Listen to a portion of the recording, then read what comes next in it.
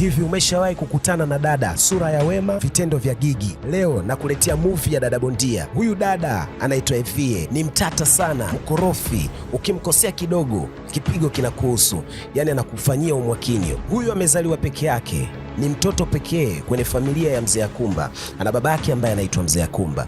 Mzee anampenda sana mwanaye na amemlea mwenyewe kwa muda mrefu sana, lakini ameshakata tamaa kwa mwanaye, ni mtata sana. Upande wa pili tunakutana na kichaa mwingine, ameweka kiti moto na mzee anamwambia, kazi hautaki kufanya, shule haukutaka kumaliza, basi tukakupa mtaji kidogo pia ukauchezea ukaula wote. Nini ambacho unataka? Sasa huyu mshikaji anaitwa Jimmy na huyu ambaye amemkalisha kitimoto anaitwa Glufos. Sasa Glufos ni baba wa kumlea Jimmy. Jimmy baba yake alifariki muda mrefu sana, kwa hiyo jukumu la kumlea Jimmy alilichukua Glufos. Lakini tangu amchukue Jimmy, sio mtu wa kufanya kazi kabisa. Ameletwa gereji ili ajifunze kufanya kazi, lakini hataki kabisa kufanya kazi. Sasa Jimmy yeye hataki kabisa kufanya ufundi wa gereji, yeye anataka kufungua duka la kuuza vifaa vya magari. Sasa mzee Glufos anamwambia, wewe una mtaji, hauna chochote, unaanzaje kufanya biashara ya kuuza bila ya kujifunza ufundi? Mshikaji ananyenyuka Jimmy, alafu anaondoka zake. Mzee Glufos anashangaa, anasikitika. Sasa turudi kwa dada bondia. Dada bondia siku moja ametoka zake out na rafiki yake, lakini sasa ile kutoka out akawa ameagizia kinywaji, si ndio waiter akajichanganya akaeka spice, wakati yeye vile hakutaka spice, akamwashia moto, akamkunjia, akamtwanga, wakamchukua wakampeleka polisi. Tunarudi upande wa babake. Mzee anarudi zake kazini akiwa amechoka, anamwambia mfanyakazi wake, nimechoka, nataka kupumzika. Huyu mwanangu yuko wapi? Mzee anamwambia mwanao ametoka out na rafiki yake. Ambia basi afadhali ametoka, wacha nipumzike. Ili anapanda kitandani tu, anapokea simu, anaambia bwana, mwanao amempigia mfanyakazi huku na yuko polisi. Mzee inabidi anyenyuke aende akamtoe mwanae. Sasa mzee baada ya kumtoa polisi akafika nyumbani, akamwambia, kila siku mwanangu wewe unapigana, iwe wapi iwe wapi, kwa nini uachi tabia? Akajibu, mimi sio mtata, ila wao wanasababisha mimi niwe mtata. Mzee akamwambia, wakikuuzi inabidi tu urudi nyumbani. Akaitikia hivi, mimi wa kurudi nyumbani? Mimi mtu akinizingua na mpigia. Mzee akasikitika na akamwambia, mimi huu ugomvi haujaisha, nikitoka hapa narudi kule kule naenda kumkandika. Afu akapanda zake ngazi akaondoka zake chumbani kwake. Mzee akabaki tu anamtazama. Huyu ndio Evie kiboko. Sasa siku moja Evie alikuwa anataka kutoka out, ili anatoka anakuta gari yake hamna, ikabidi aende kumuuliza mzee ambaye ni mfanyakazi wa babake. Mzee huyu anaitwa Mzee Ukolo. Mzee Ukolo, gari yangu iko wapi? Mzee akamwambia, gari yako nimeipeleka gereji. Kama kawaida Evie akapandisha kichaa chake, nani aliyokuambia uipeleke gari yangu gereji? Nani ambaye alikupa mamlaka? Akaanza kumkaba Mzee Ukolo. Sasa baada ya kukabwa Mzee Ukolo akawa anasema, haunioni mimi kama vile babu yako? Evie akasema, unaniambia maswala ya babu mimi? Kwa kuwa dem mwenyewe ni ndimu, akaamua kumvua kabisa na kofia, akamwambia, kama usiponiambia gari yangu iko wapi na kuzaba makofi. Sasa wakati ugomvi unaendelea, kama bahati bosi wake na Mzee Ukolo wakawa wanashuka, ambaye ni babake Evie. Babake Evie baada ya kufika pale, Mzee Ukolo akaona kama vile hii ni nafuu, akawa kama vile anamtania Evie, anajua Evie hawezi kunifanyia chochote. Evie ajali kuhusiana na mzee, ni ndimu amechanganyikiwa, akawa anamkaba pale pale mbele ya babake. Babake akawa anamwambia, wewe mwache huyu mzee, yeye ajali, anaendelea kumkunja, nipeleke ambapo gari yangu umeipeleka. Sasa Mzee Ukolo kwa kuwa amemwona bosi wake, akawa kama vile anajiamini, anamwambia mzee, mwambie mwanao asinone mimi mfupi, naweza nikamshatua vile vile. Evie ndo akawa anazidi kupandisha mashetani, anambia huyu mzee nitakupasua, endelea kumkaba mzee. Kwa hiyo bosi ikabidi amwambie Mzee Ukolo, hebu mpeleke kule ambapo gari umeipeleka. Kwa hiyo ikabidi waanze safari kuelekea kule ambapo wamepeleka gari. Sasa bwana, gari imepelekwa kwenye gereji ambayo anafanya kazi ile Jemii, na hiyo gereji akina Jemii vichaa kibao, yani muda wote wao wanapiga zao mziki tu, hawajui kufanya kazi, wao ni kucheza tu mziki, na kila siku bosi anawakolomea, lakini wao hawaelewi, ni vichaa. Sasa wamefika gereji, Mzee Ukolo kachanganyikiwa, hataki story kabisa, ambaye usinite jina bwana, gari iko wapi? Kabla hajajibu Evie naye akadakia, wewe fundi mekaniki, gari yangu iko wapi? Mekaniki akaona watu wamekuja kiutata, kabla gari yenu ile pale, ili anageuka anaona gari haipo. Asema gari ilikuwa pale sasa hivi. Sasa bwana, kitu ambacho hakijui, kumbe wakati gari imeshapona, Jemmy kichaa ameichukua ameenda kutembea na demu wake. Sasa hivi akamwambia, nawapa sekunde 5, nataka gari yangu iwe hapa. Fundi akawa amechanganyikiwa, ikabidi amwite kijana wake, ile gari ambayo nilikuwa nimeiweka pale iko wapi? Ikabidi wamwambie, tumemwona Jemmy ametoka nayo. Mzee akawa amechanganyikiwa, ikabidi wamwambie, una namba yake? Ambia ninayo. Sasa unasubiri nini? Mpigie. Ikabidi ampigie Jemmy. Jimmy anapigiwa simu apokei, anapigiwa simu apokei. Ikabidi wote wakae chini waendelee kumsubiri Jimmy. Sasa baada ya dakika 15 kupita, Evi mvumilivu kamshinda, akamwambia, jamani, nimewapa dakika zangu 15, siwezi kusubiri zaidi, nataka gari yangu au nikiwashe. Kama bahati ile anataka kukiwasha tu, mara Jimmy huyo hapo anaingia. Fundi akasema, yule pale anaingia. Wote wakakimbilia Jimmy ambapo wamepaki gari. Ile wanafika wanamwona Jimmy, mara ajishika kichwa, kumbe tayari bwana Jimmy tayari huko ameshakula mzinga, gari ameigonga kwa mbele, afu gari ya gharama sana. Kufika pale Evi aamini kile ambacho anakifundi. Akamuuliza nini ambacho kimetokea. Ile Jemmy anajielezea, kabla hata hajamaliza Evi hajajiuliza mara mbili, akamtwaga kofi Jemmy. Jemmy kuja kushtuka, kofi tayari lishamlamba. Sasa hiyo mbilinge iliyotokea hapo kati ya Evi na Jimmy sitaki kabisa nikusimulie. Enjoy the show. Are you mad? Are you mad? Look at this one. Look at this one. Hey, hold on, bro. You didn't mind. Hey, this one is crazy. This one is crazy. I see. Wow, hold on, bro. Hold on. Hey! Hey! It's okay. It's okay.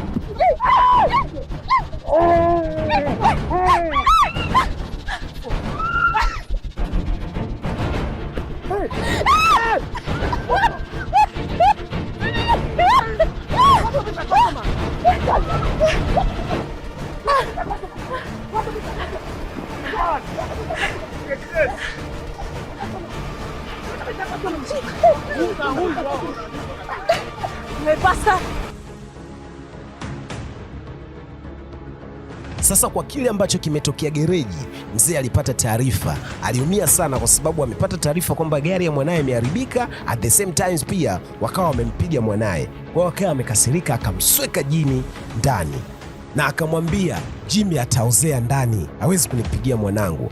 Lakini wakati wanaongea kati ya boss na mzee Okoro, akatokea Evi akamwambia, dadi, mimi nataka yule mtu aachiwe. Mzee akashangaa, wamekutwanga na unasema pia tumwachie?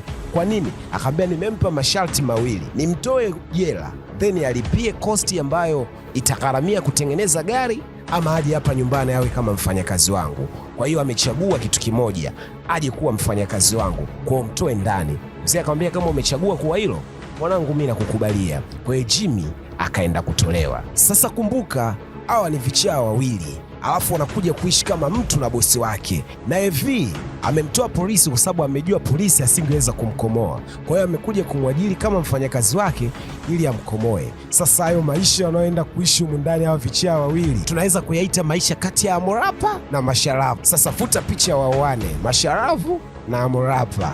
Sasa picha linaanza, Evi anampeleka mfanyakazi wake kwenye chumba chake, chumba kidogodogo kimejibana sana, na anamwambia, sasa wewe rasmi ushakuwa mfanyakazi wangu, kazi yako ni kufanya kile ambacho mimi nataka wewe ufanye. Nikikwambia ruka, inabidi uniulize niruke juu zaidi au niruke katikati, ila sio kukataa. Tumeelewana? Alikuwa ana ujanja. Jemmy akaitikia, tumeelewana japo kishinga upande. Sasa kumbuka, Jimmy ni mvivu sana kufanya kazi, lakini kwa kuwa ndio adhabu yake ilibidi tu akubali. Sasa akiwa amefanya kazi kidogo anakuwa amechoka sana. Sasa siku moja Jimmy akiwa amemaliza kazi zake na amepumzika usiku, Evi akamfuata chumbani kwake na akamwambia, hey wewe, hebu amka, hujaja kulala, nenda kanitengenezee juisi. Hiyo ilikuwa usiku wa saa 6, lakini akamwamsha Jimmy. Jimmy hakuwa na namna, ikabidi anyanyuke aende kumtengenezea juisi. Kinyoge, ikabidi Jimmy anyanyuke akatengeneze ile juisi. Sasa kuonyesha Jimmy ni kichaa kiasi gani, anaipeleka ile juisi sebleni, akaanza kuionja yeye, lakini kwa bahati nzuri Evi hajamuona, akaifikisha juisi mpaka pale. Ili anafikisha tu juisi pale, Evi akamdaka, sasa mbona ni glass moja? Ina maana hujamuona kama rafiki yangu naye anataka juisi? Jamie akamwambia, sasa hujaniambia, mimi ningejuaje kama wewe naye anataka juisi? Utakuwa uniambie. Basi kwa bahati nzuri rafiki yake Evie ni mtu mzuri sana, akamwambia no, mimi sitaki juisi, kwa hiyo inatosha, tuachana nayo. Sasa Evie nia yake ni kumsumbua tu Jamie. Akamwambia, sikiza, hata kama rafiki yangu hataki juisi, lakini juisi yako ya moto siitaki. Nenda jikoni kanitengenezee juisi iwe ya baridi. Jamie akamwambia, sasa madam, si ungeniambia mapema mimi nikutengenezee kwa ya baridi? Akamwambia, tusishindane, nenda jikoni kanitengenezee juisi ya baridi. Hautaki? Kinyonge. Jamie kabidi aende akatengeneze juisi hiyo ya baridi. Kesho yake tena asubuhi, wakati Jamie anafanya usafi chooni, mara huyo Evie anaingia na kuja kuchunguza. Sehemu imesafishika lakini anaona kama vile haijasafishika. Anambia, wewe hapa safisha vizuri. Jamie anamtazama, anatamani kumtia vibao lakini hawezi. Anambia, ila uwe makini, usije ukaribu hizo tairi zangu. Huyo anaondoka zake. Jamie ana mind, anakasirika lakini hana cha kufanya. Sasa Jamie amemaliza kazi zake, anataka kupumzika. Mara huyo Evie anashuka, anamwambia, wewe nenda kanipikie chikichi na samaki. Jamie anasema, samaki na chikichi? Miko chakula siwezi kupika, mimi nitakupikia wali. Evie anamwambia, unanipikia chakula ambacho wewe unataka, kwa hiyo unanipangia chakula. Jamie akamwambia, sawa, kama unataka kula iko chakula hamna shida, lakini mimi siwezi kupika hicho chakula. Evie akamwambia, wewe utajua tu kupika, wewe utajua utapikaje. Jamie kabidi atoke aende zake jikoni ajaribu kupika iko chakula. Sasa kwa kuwa hawezi kupika iko chakula, ikabidi achukue simu awe anajifunza kupitia YouTube ili apike iko chakula. Sasa kinachotokea huko jikoni, mara ungue, mara amwage vitu, yani vitu shagala bagala tu, lakini mwisho wa siku baada ya kuteseka kwa muda mrefu akapatia iko chakula, akakichukua akarudi zake sebreni kumpatia bosi wake. Alifika sebreni anamwambia, chakula madam tayari iko hapo, njoo ule. Anashangaa, anamwambia Evie, anamwambia, no, chakula chako toa pale katupe, mimi sitaki kula chakula chako. James akapaniki, akasema, nini sasa? Yaani mimi nimefanya muda mrefu, unajua nimetumia muda gani kutengeneza iko chakula, then nakuletea hapa unanigomea kula? James akapaniki. Evie akamwambia, unanikoromea? Haya sasa, kama unataka kunipiga nipige. James akamwambia, mimi nakufumua kweli, unajua mimi siogopi chochote, unajua. Nipige sasa. Njoo tupigane. Wakaanza kurushiana vijembe. Nafikiri unajua namna gani ambao wao ni vichaa. Baada ya kupishana, James akajua hapa nitakuja kupata tatizo.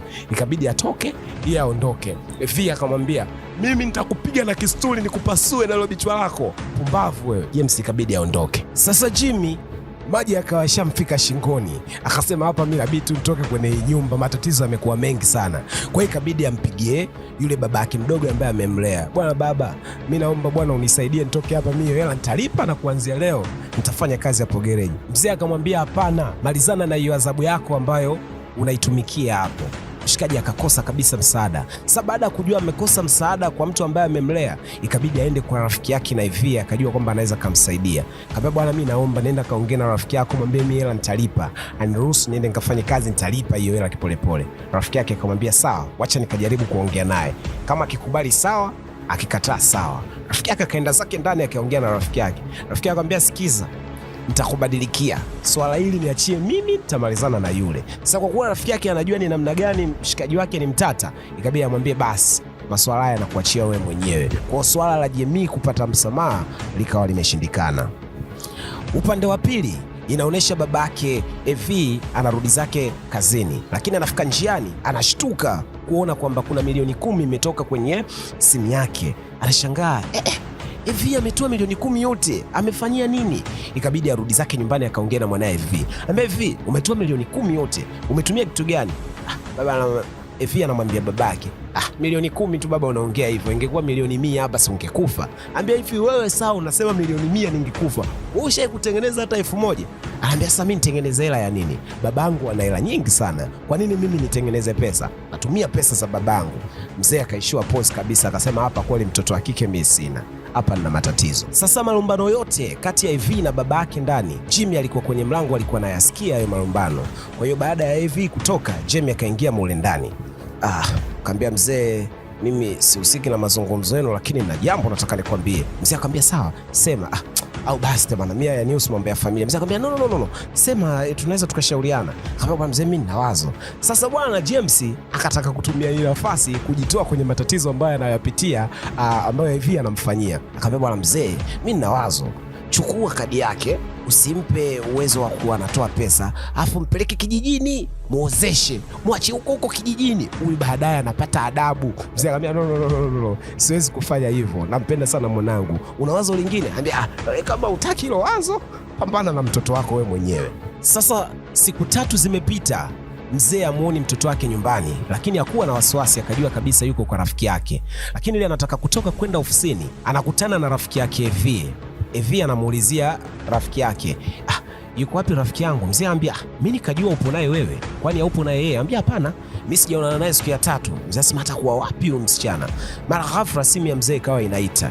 Ili anapokea anasikia taarifa ya kivuruge wake. Wala mzee, mwanao yuko huko polisi, amemtukana polisi na alimpiga polisi, yuko ndani siku ya 3, kwa njoo mtolee dhamana. Ikabidi safari ya kwenda kazini ishe, akaenda kumtolea dhamana mwanae. Basi mzee baada ya kumtoa kule polisi, akarudi nyumbani, akawa amekata tamaa kabisa na mtoto wake.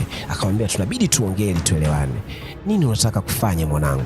Nimekufanyia kila kitu kizuri, nimekusomesha kwenye shule nzuri, umefaulu vizuri, lakini hutaki kufanya kazi. Nini unataka kufanya, mtoto wa kike? Akamwambia, mimi baba nitabadilika. Akamwambia, sasa sikiza, kama kweli umebadilika na hutaki tena kufanya huu ujinga, kwa sababu nimeshasikia ukisema mara nyingi umebadilika, nataka kesho uje ofisini na nikutambulishe na wafanyakazi ili nijue kweli umeamua kubadilika. Akasema sawa, kama unataka kufanya hivyo na uamini nimebadilika, basi kesho nitakuja ofisini. Sasa kesho yake Evie akafunga safari kuelekea ofisini kwa babake. Anafika pale ofisini, akamwambia, nataka kumuona bosi wako. Dada ya reception akamwambia, je, una appointment?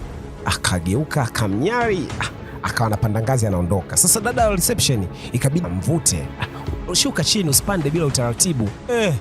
Akamshika bwana bondia wetu, akageuka akapiga na pochi, akaanza kumtwanga kama kawaida yake. Sasa kule juu mzee kwenye CCTV kamera anaona kile ambacho chini kinatokea. Akasema, mwanangu ashakiwasha chini. Ikabidi ashuke chini haraka haraka. Anafika pale anauliza, nini ambacho kimetokea hapa? Mwanae anamwambia, huyu ananizuia mimi kukuona wewe babangu. Mfanyakazi ndo anakuja kugundua, kumbe huyu ni mtoto wa bosi. Akamuuliza bosi wake, bosi, kumbe huyu ni mtoto wako wa kike? Anambia, hapana, mimi sio mtoto wa kike, mimi mtoto wake wa kiume. Akajibu kipumbavu. Babake akamtazama mwanae, akaona bado hajabadilika. Yeye via analazimisha tu, baba, huyu mfukuze kazi, heshima yangu iko wapi? Ananishika mimi. Mzee stress nyingi, anashangaa tu, mwanangu nini, lini atabadilika?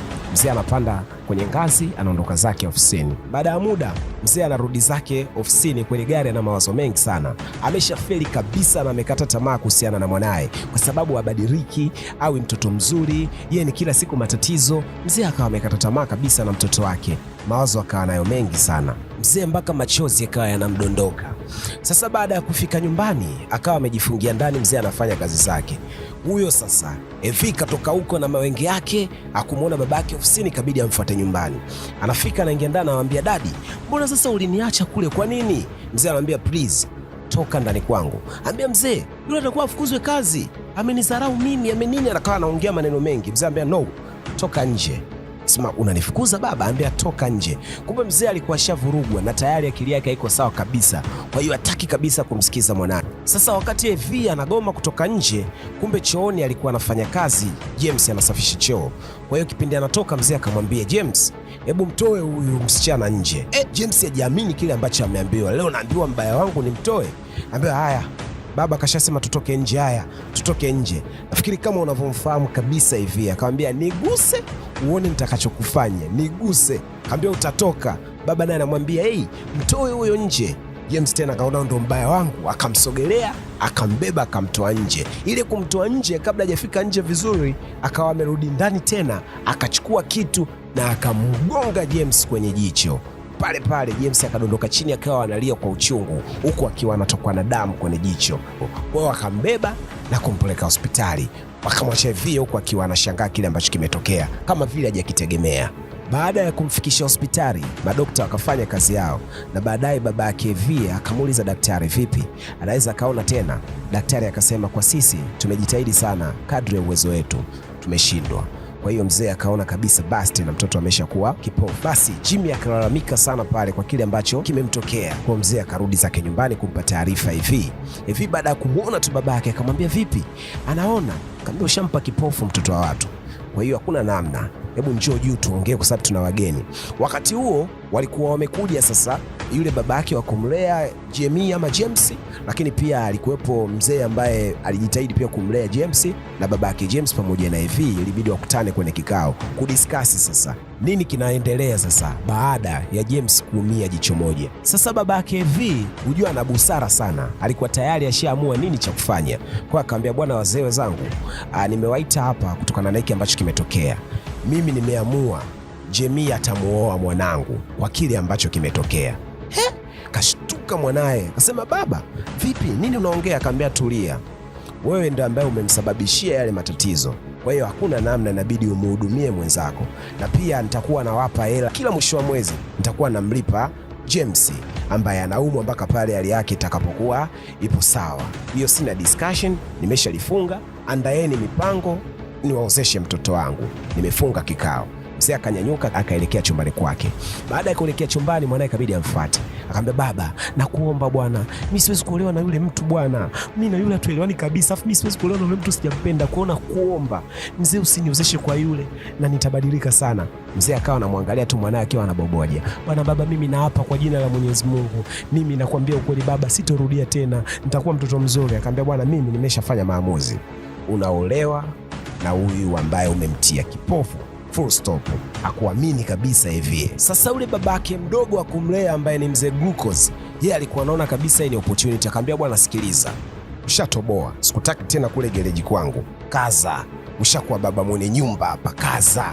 Kwa akawa anamshauri hilo jambo, lakini sasa unajua mshikaji bado ana hasira. Anambia, mimi siwezi kumuoa mtu ambaye tayari ameshaniharibu jicho langu, mimi simpendi na sitaki kuoana naye. Mzee akamwambia, acha ujinga, tumia nafasi, shauri yako. Sasa hivi baada ya baba yake kutu kumsikiliza, akawa amekasirika sana, akasema moto naenda kumwashia yule Jamie. Akaenda chumbani kwake Jamie, akamwambia, kwa hiyo hii ndio ilikuwa plani yako, yaani upate mshahara kutoka kwa babangu haraka haraka tu kiwepesi. Sasa nakwambiaje, mimi wewe unioe kwanza, mimi bora nife kuliko kuolewa na mtu mwenye maisha ya chini kama wewe. Jamie akamjibu, yaani mimi mwenyewe nilishamwambia baba yako wala sikupendi, lakini sasa kutokana na mdomo wako umekuja hapo unabwabwaja wewe mimi naenda kukuoa utake usitake. Evie akamjibu, yaani mimi ukinioa wewe, umeona ile jicho lako moja, si nilitofoa ile moja, ili lingine ili naenda kukutia spoke uone kabisa. Kaambia, mimi mara mwisho usione umeniweza, sasa hivi mimi naenda kukufanya vibaya, unifanye chochote, na anaona ile jicho moja ili naenda kukuoa wewe na unaenda kunizalia na watoto. Evie ajiamini kabisa kwamba James sasa hivi ana confidence ya kutosha. Akamtazama kwa hasira, akawa anaondoka. Ile anaondoka, James akamwambia, mke wangu usikasirike bwana. Basi mambo ya kuchelewa bwana, mahali ilivyolipwa tu James akapewa mke wake, ndoa ikafungwa. Sasa baada ya ndoa kufungwa, mzee akamwita mkwewe, James, hebu njoo bwana tuongee, tuna mazungumzo kidogo. Baada kuongea akamwambia, bwana mimi nataka sasa, nina apartment 3, chagua apartment moja ambayo utaenda kuishi na mtoto wangu. James cha ajabu akajibu, bwana mimi mzee sitaki apartment yoyote, kuna chumba kile ambacho alinipatia kipindi ambacho mimi nimekuja hapa, mimi nataka niishi na mke wangu pale pale. Mzee akamwambia, hapana bwana, mwanangu hawezi kulala pale, inakuwa ni shida. Akamwambia, mzee yule ni mke wangu na nina maamuzi naye, kwa hiyo nitakapolala mimi na yeye atalala hapo hapo, nitakapoamka na yeye ataamka, kwa hiyo mimi nataka nikae na mke wangu pale pale. Mzee akasema, James, najua unataka kumwadhibu mtoto wangu kwa kile ambacho amekufanyia, lakini hii inakuwa zaidi, lakini pia kule hatakuwa comfortable. James akamjibu, mzee yule ni mke wangu, mimi nitakapokuwa comfortable na yeye atakuwa comfortable, kwa hiyo nataka kuishi kule kule kwenye chumba kimoja chenye kila kitu. Ninapolala mimi na yeye atalala, kile nitakachokula mimi na yeye atakula, na kile ambacho mimi nitataka yeye avae na yeye atavaa. Kwa hiyo sisi tuko sawa, tunataka kuishi pale pale nilipokuwa naishi mimi mwanzo. Mzee hakuwa na namna, ilibidi tu akubaliane na James. Baada ya James kutoka pale, akaenda chumbani kwa mkewe, akabeba mabegi yake yote, akayahamishia sehemu ambayo yeye alikuwa anaishi, akimsubiri mkewe arudi afike chumbani kwake. Upande wa pili tunaoneshwa Evie akiwa na rafiki yake, wapo njiani wanaongelea hiki ambacho kimetokea. Sasa Evie akawa anamlalamikia rafiki yake, baba ameniozesha kwa mtu ambaye mimi sijampenda kabisa. Rafiki yake akawa anamwambia, lakini hata kama hujampenda, ameshakuwa mumeo tayari na ameshakuoa, lakini pia wewe ndio ulimsababishia matatizo ya jicho, kwa hiyo kukaa naye hiyo inakubidi tu kae naye. Evie mtu wa hasira, unajua. Hapo hapo akamwambia rafiki yake, haya shuka na wewe ondoka na mambo yako. Kwa hiyo akawa amemkasirikia rafiki yake. Sasa Evie baada ya kumshusha rafiki yake barabarani kumvuruga, akarudi zake nyumbani. Anaingia chumbani kwake, anakuta hakuna kitu hata kimoja. Ikabidi atoke aende kumuuliza mzee wake. Akamkuta mzee wake anakula sebuleni. Akamwambia, baba, nimeingia chumbani kwangu sijakuta kitu hata kimoja. Nguo zangu ziko wapi? Mzee akamwambia, wewe ni mtu ambaye ushaolewa sasa hivi, kwa hiyo sehemu ya kukaa naamua mumeo vitu vako anavyo mume wako. Hivi akamwambia, hapana bwana baba, hebu tuache utani, mimi nimechoka na kichwa changu hakiko sawa, vitu vangu viko wapi? Mzee akawa anamwangalia tu mwanae kwa sababu alikuwa hana tena cha kuendelea kumwambia. Hivi akajua hii jambo liko serious. Ikabidi atoke aelekee chumba ambacho anakaa mumewe ambaye ni James. James huku ndani ana amani ya kutosha, yani ana furaha. Kwanza kuna nyimbo akawa anaimba, ukipata mke umepata kitu kizuri, yani ana enjoy tu maisha. Mara ghafla anamwona mkewe ameingia. Evie akawa amevimba. Alipofika chumbani kwa Jem akamwambia, vitu vangu viko wapi? Jem akamwitikia kwa kucheka kabisa, karibu kwenye chumba chetu ambacho umuhumu ni store, umuhumu ni jiko, umuhumu ni choo, kila kitu, karibu. Evie akamwambia, nakuuliza vitu vangu viko wapi? Jem akamwambia, vitu vyetu si viko pale kwenye kabati letu lile pale. Evie akageuka akaenda kutoa vitu vake. Pindi anatoa vitu vake, James akanyanyuka akamfuata, akamwambia, unaenda wapi? Evie akamjibu, hebu sogea kwenye njia hiyo nisije nikaharibu hilo jicho lako lingine. James akamwambia, jicho hili hapa, kama unataka kulitofuga litofuge, kama unataka kulichoma lichome, hili hapa, hili hapa. Evie akamwambia, toka, mimi sitaki mambo yako, hebu toka. James akamjibu, haya nisipokupisha utanifanya nini? Evie akabidi amwambie, kani wewe ni chizi wewe ni mwendawazimu? Akamwambia, ndio mimi mwendawazimu. Haya, unataka kunifanya nini? Nafikiri unajua namna gani hawa washikaji wote wamekuwa ni wendawazimu. James ni kichaa, akamkumbatia Evie akamwambia, njoo kwanza huku mpenzi wangu tucheze kuchukuchotae, njoo huku. Akawa anamvutia kitandani, ni vituko. Sasa baada ya mbilinge James ikabidi amwachie Evie atoke. Evie akatoka akaenda kwenye mlango wa babake, akawa anagonga. Mzee bwana akawa ashamfungia kwa sababu hataki kabisa kukaa na mke wa mtu. Kufika pale, James akawa anamwangalia mkewe namna gani anagonga ule mlango. Ilipokuwa chizi, James na yeye kasogea pale kali namsaidia kugonga. Uko ndani, hebu tufungulieni mlango, Sasa anagonga kwa mkono mmoja, akaona mke wangu, mimi nataka nigonge kwa mikono miwili nikusaidie vizuri. Akawa anagonga kwa mikono miwili. Yaani Evie akawa anamtazama, anaona hapa kweli mimi mwanaume sina haki ya Mungu. Yaani akawa anaona kweli kichaa kuliko mimi. James ni kiboko. Evie akitoka kwenye mlango akienda kwenye dirisha kugonga, na yeye James anamfuata anaenda kumsaidia kugonga kwenye dirisha, huko anamwangalia Evie. Evie anatamani kumfanya kitu kibaya lakini hawezi. James ni kichaa sana. Sasa baada ya kufeli, Evie ilibidi akubaliane tu na hali halisi. Ikabidi arudi kwenye chumba kile ambacho yeye anaishi na James. Sasa James alikuwa ashatangulia. Kwa alivyomuona Evie anarudi, anambia, karibu sana mke wangu, karibu sana kwenye chumba chetu. Evie anamkata jicho kali, yani anamchukia kishenzi. Ndio sasa mke wangu, afadhali umerudi.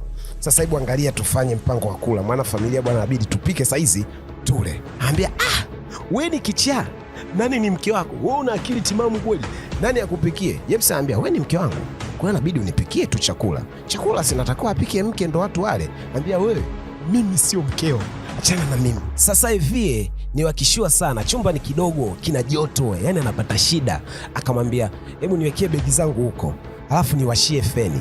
Sasa kwa sababu James naye ni kichaa, anambia, kama huwezi kuwasha feni, subiri nikuitie Alexa, hebu washa feni. Yani ni kama vile anaiambia siri washe feni. Tisha akamwangalia, akakasirika sana. James akamwambia, basi usiniangalie hivyo, wacha nikuwashie feni. Sasa switch ya feni ilikuwa nyuma alipokuwa amekaa Evie. Kwa hiyo kasogea pale, akawa amemkalia kwa juu kama vile anataka kumwashia feni. Akamsukuma mumewe, akadundukia huko. Akamwambia, kama basi utaki nikuwashie, washa mwenyewe. Yani ni vituko juu ya vituko.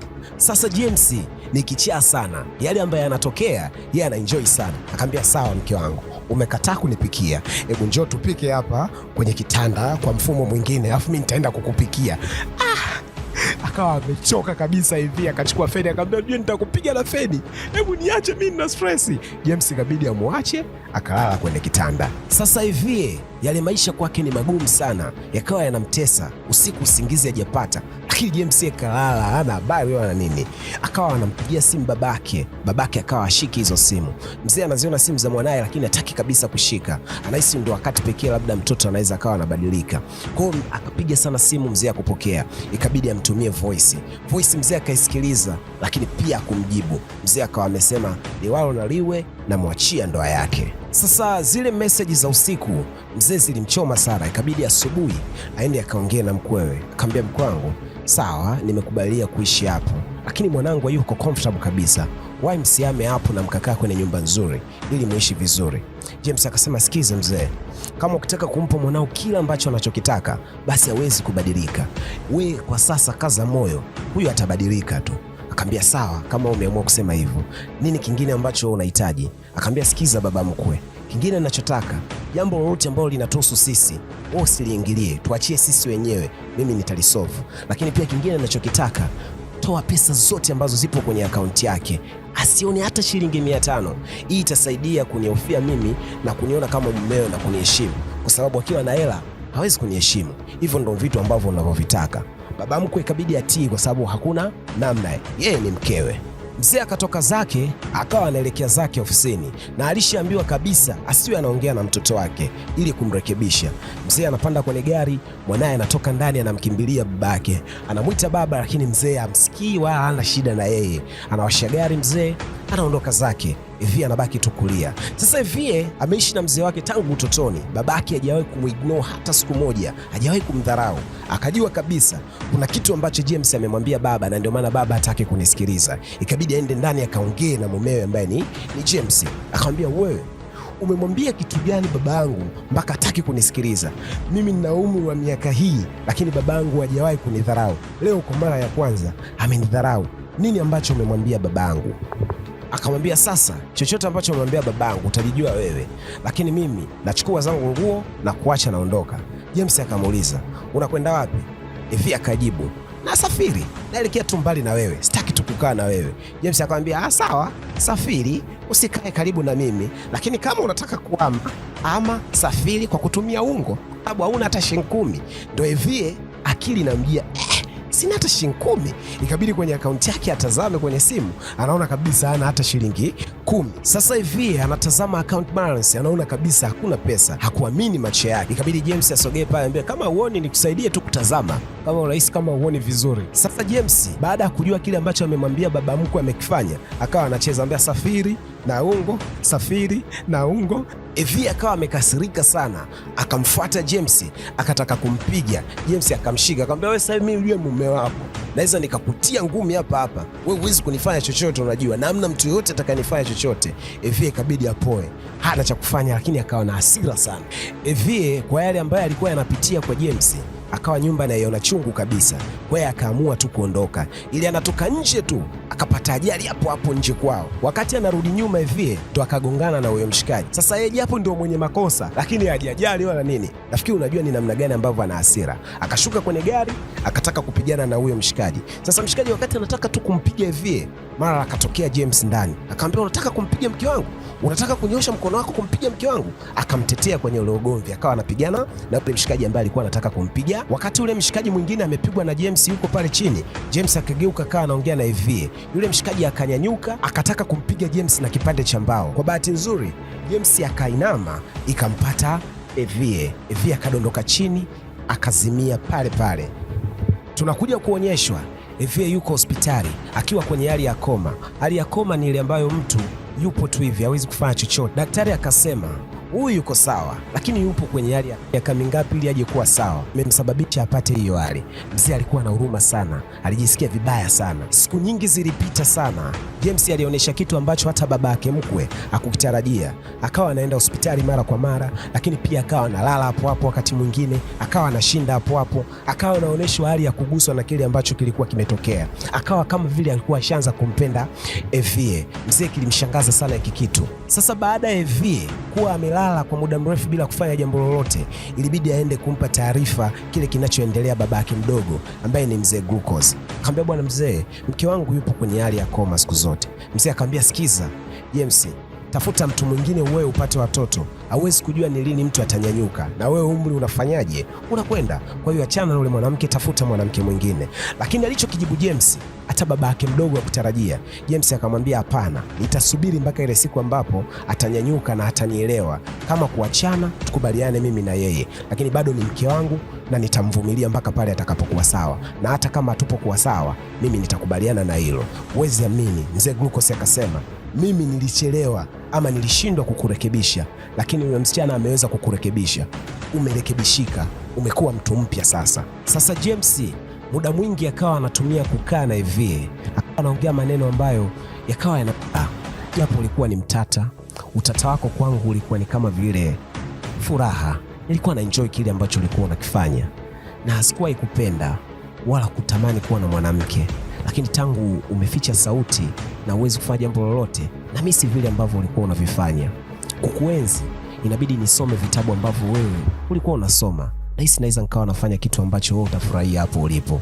Sijaisoma kitabu tangu nimpoteze baba, mama, sikuwa napenda kufanya kazi, lakini nashangaa tu sasa hivi nimependa vitu vingi ambavyo nilikuwa sipendi mwanzo. Hii inaonyesha wewe umeweza kunifanyia vitu ambavyo watu wengine walishindwa kunifanyia. Nakupenda sana. Natamani unyanyuke, maisha mengine yaendelee na tuweze kubadilika, tuishi vizuri. Lakini pia najua wewe unapenda sana kupigana, na pia wewe ni mpiganaji mzuri sana. Hilo mimi leo nakuambia. Lakini kumbe maneno yote kipindi anaongea, baba mkwe alikuwa anayasikia na anakuwa nje ya mlango. Hakuamini kile ambacho kimetokea, na akawa yuko interested sana na kile ambacho anakifanya James. Alitokea kumpenda sana James. Maneno ambayo alikuwa akiongea James, daktari pia aliyapenda, kwa wakawa wanakaa na kumsikiliza kile ambacho alichokuwa anaongea James. James kwenye maisha yake yote, huu ndo wakati ambao alikuwa anaongea point. Hii ilikuwa inaonyesha kuwa alibadilika baada ya kukutana na Evie.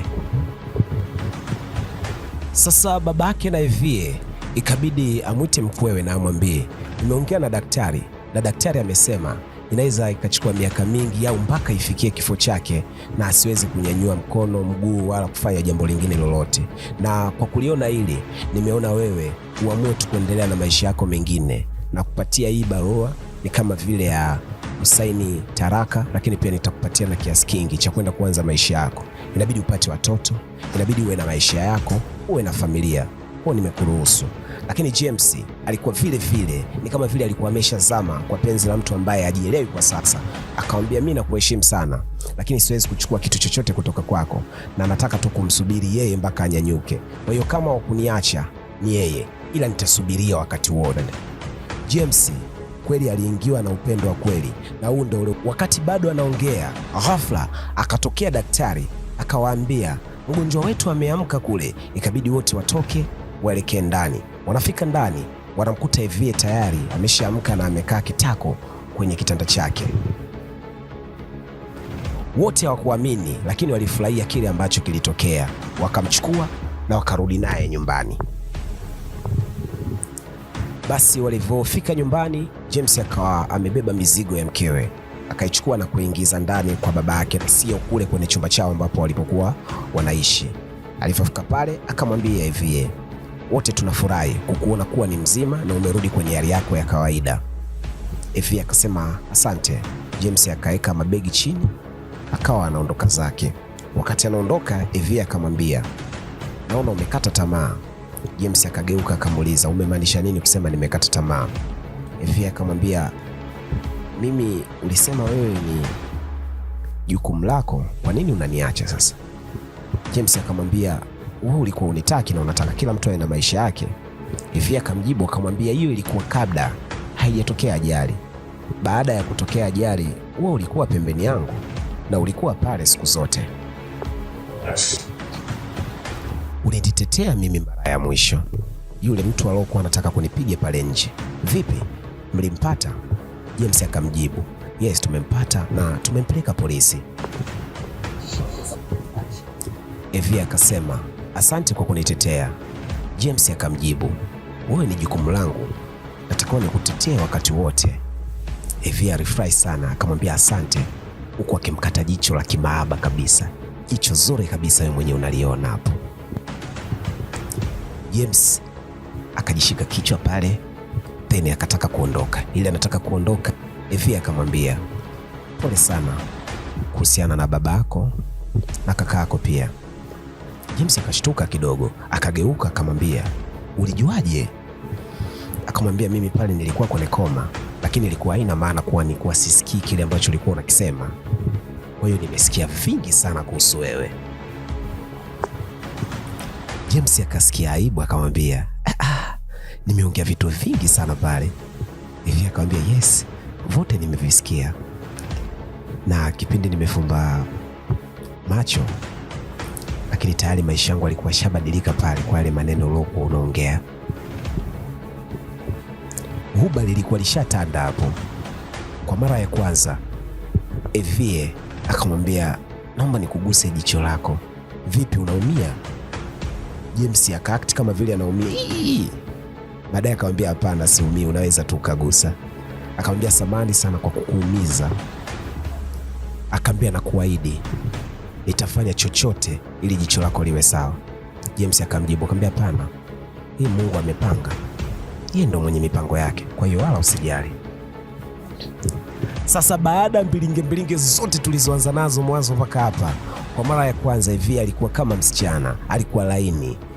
Yaani James alimsogelea na akamkisi, lakini baada ya kumkisi James akawa kama vile amejishtukia, akarudi nyuma. Hivi akamwambia, hapana, usijishtukie bwana, hebu njoo, mimi ni mkeo. Akamfuata tena na wakapiga Sasa bwana, kilichomfanya hivi awage msichana mtukutu ambaye asikizi kabisa, kumbe zamani mama yake alikuwa mpendi Evie. Yaani baba yake na Evie alikuwa anataka mtoto wa kiume. Kwa hiyo mama Evie aliexpect kitu ambacho anachotumboni ni mtoto wa kiume. Alipokuja kuzaa mtoto wa kike, alihisi kama baba mtu ambaye ni mumewe hatampenda mtoto. Kwa hiyo na yeye akawa kama vile ampendi Evie. Kwa hiyo Evie kwenye makuzi yake hakuwahi kupata bahati ya kupendwa na mama yake mpaka pale alipofariki dunia. Kwa hiyo tangu utotoni ilimharibu kisaikolojia Evie. Kile ndo kilichomfanya awe mtoto mtukutu na kutokusikiza. Na leo hii akawa anaongea na baba yake kwamba, baba, nilikusikizeni kipindi kile, kipindi unaongea na mama, na nilikuwa naona kama sio mama yangu vile. Nilikuwa nahisi kama vile amenichukua kwenye kituo cha kulelea watoto yatima. Na hiko ndo kilichonifanya nisiwe mtoto mzuri. Ila nakuahidi kuanzia leo nitakuwa mtoto mzuri, kwa sababu umesimama na mimi kwenye nyakati ngumu sana. Nakupenda sana baba, nakupenda. Japo na wewe ulikuwa uko busy na kuwa CEO kwenye kampuni yako, lakini ukuonyesha kwamba unanichukia, japo ukuwa unanipa muda. Kwa hiyo niliishi bila upendo wa baba wala mama. Na leo nimekusamea babangu, sitokusumbua tena, nimekuwa hivi mpya. Basi wakasameana kati ya baba na mtoto, wakakumbatiana na upendo ukatawala. Unakumbuka mara ya mwisho alimfukuza rafiki yake kwenye gari? Akamfuata rafiki yake na kumwomba msamaha, nisamehe kwa kile ambacho kilichotokea. Kwa hiyo wakasameana na rafiki yake na wakaendelea na maisha yao. Kwa mara ya kwanza mzee aliwaona watoto zake wawili, mkwewe James na Evie, kichaa wetu wa zamani. Sasa amekuwa mpya, wameshikana mikono na wakiwa wanashuka chini kuja kuonana na mzee. Baada ya kufika chini, mzee akamwambia, mpe taarifa nzuri mumeo. Una taarifa gani nzuri? Evie akamwambia, mume wangu, nimepata daktari bingwa sana ambaye ana uhakika 99% anakufanyia operation na jicho lako na utaona tena. Kwa hiyo tunaondoka kwenda kufanya operation na jicho lako. Akafurahia sana James, akampigia magoti mpaka mkwe wake akuamini kile ambacho kimetokea. Akaona kama vile ni miujiza, lakini ndio ulikuwa ukweli. Alikuwa anaenda kufanyia operation na kupona macho yake. Na huu ndio mwisho wa filamu yetu nzuri sana. Usisahau kusubscribe, kisha bonyeza alama ya kengele ili upate taarifa kila tunapoweka video yetu mpya kwenye ukurasa wetu wa YouTube. Usisahau kutufollow kwenye peji yetu ya Instagram, andika ChapaMedia_TZ, lakini pia kwenye TikTok tunafahamika kama ChapaMedia_TZ. Asanteni sana, tunawapenda.